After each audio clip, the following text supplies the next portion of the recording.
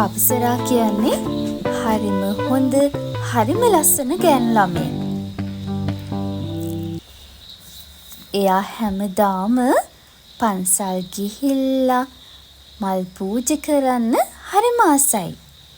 ඒ වගේම හැමදාම පහනක් පත්තු කරන්නත් එයා අමතක කරේ නෑ.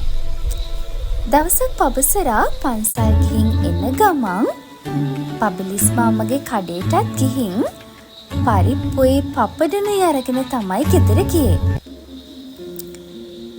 පබසරා ගෙදර ගිහිල්ලා පරිප්පු හදලා පතෝල හදලා පපඩම් බැදලා එයාගේ පුංචි පවන් මල්ලිට බත් කන්න දුන්නා. ඊට පස්සේ හැමදාම පබසරා කරන්නේ එයාලගේ ගෙදර හිටපු පරවියෝ 5 දෙනාට කෑම දෙන එක. එයා හරිම සතුටින් තමයි මේ වැඩේ කරන්නේ. පරවියෝ 5 දෙනාට කෑම දුන්නට පස්සේ පබසරා එයාගේ චූටි පවන් මල්ලිට හැමදාම පත්තරේ කරන්න උදව් කරනවා. පත්තරේ තියෙන පාඩම් එයාට හොඳින් කියලා දෙනවා.